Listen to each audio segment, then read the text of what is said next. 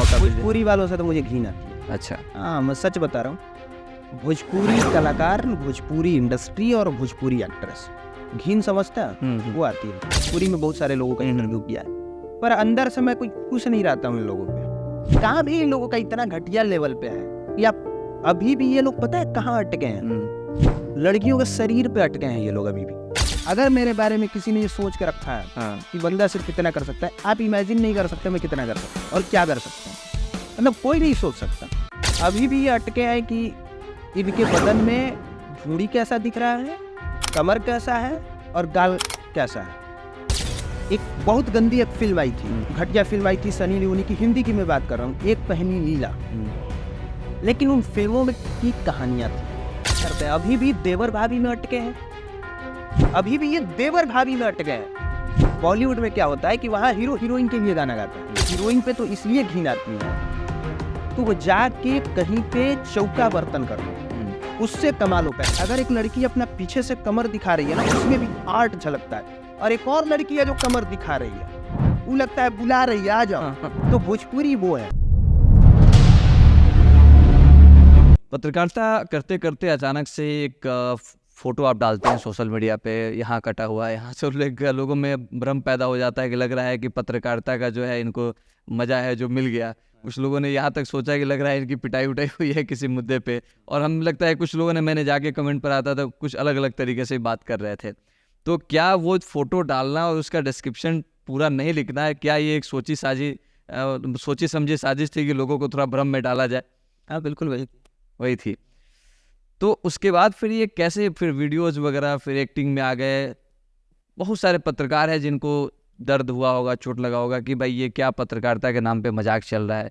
एक तरफ आप पत्रकारिता कर रहे हैं, दूसरी तरफ आप फिल्मी डायलॉग बोल रहे हैं, गाने बोल रहे हैं, दिल टूट रहा है वगैरह वगैरह। तो ये पत्रकार ऐसे कैसे, मतलब क्या कारण बना, कैसे आप उसमें आ गए? पत्रकार को एक बाउंडेशन में बंध के रहना चाहिए, मैं ये नहीं मानता कि अगर आप पत्रकारिता कर रहे हैं तो सिर्फ आप अच्छे से शालीनता से बोल सकते हैं।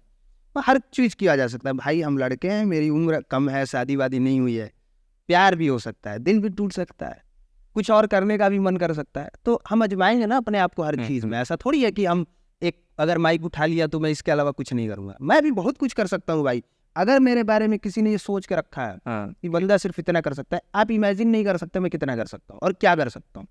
मतलब कोई नहीं सोच सकता, और सबकी अपनी लाइफ है, मेरी ऐसी है, आप इमेजिन नहीं कर सकते। अगर मेरे दिमाग में कुछ आ गया तो मैं वो करूँगा। पर वो जहाँ तक से फिल्म की बात है, वो बहुत अच्छी फिल्म बन नहीं पाई थी, क्योंकि अपने में अभी बहुत सारी कमियां हैं। उन कमियों को मैं सुधारूंगा, बेहतर करूंगा, और बेहतर करने के बाद जब अपने आप को लगेगा कि हाँ मैं अच्छा हूँ, तो मैं फिर करूँगा।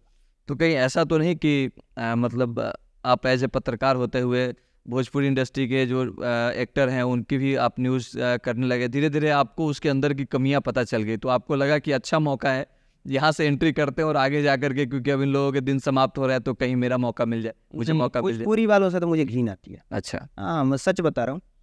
भोजपुरी कलाकार, भोजपुरी इंडस्ट्री और भोजपुरी एक्ट्रेस, घिन समझता है वो आती है। मतलब जिसपे ताकना और देखना भी पसंद नहीं, मतलब ताकना मतलब देखना पसंद। फोटो खिंचा लूँ, इंटरव्यू कर लूँ, बात कर लूँ, हंस लूँ, मुस्कुरा लूँ, वो अलग चीज है।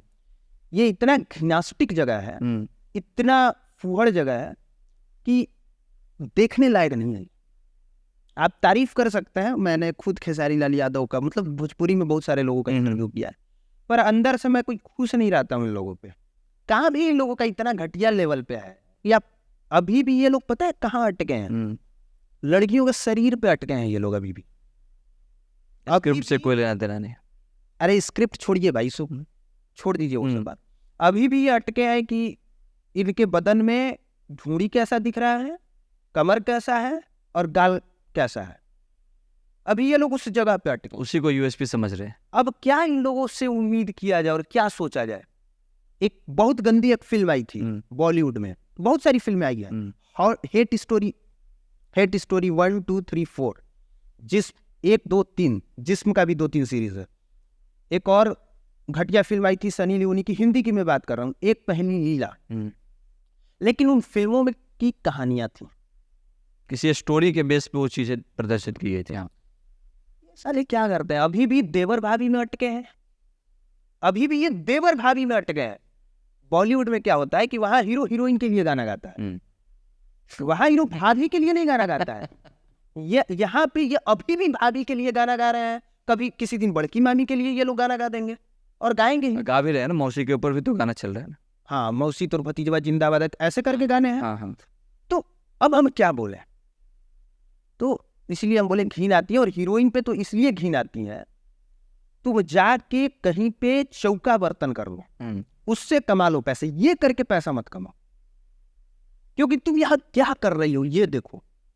बॉलीवुड में जब आप काम करते हैं, नो डाउट वहां भी अश्लीलता है, वहां भी गंदगी है, कपड़े बदन वहां भी दिखाए जाते हैं, और वहां इतनी खूबसूरती से दिखाए जाते हैं कि वहां की बात कुछ और है, इससे ज्यादा है, नो डाउट। मैं बॉलीवुड में कम थोड़ी है, इससे ज्यादा ही है, लेकिन दिखाने का वे होता है, तरीका होता है, दिखाने में आर्ट झलकता है। मैं समझ रहा मैं क्या बोल रहा हूं? अगर एक लड़की अपना पीछे से कमर दिखा रही है ना, उसमें भी आर्ट झलकता है, और एक और लड़की है जो कमर दिखा रही है, वो लगता है बुला रही है आ जाओ। अंतर है भाई साहब। तो भोजपुरी वो है, अभी भी लड़की के शरीर पे अटका, उससे आगे इन लोगों की मानसिकता बढ़ी ही नहीं। इसलिए अगर काम करना है वहां जाके काम कर लो, वहां बिक जाओ, अच्छा है, लेकिन यहाँ पे नहीं।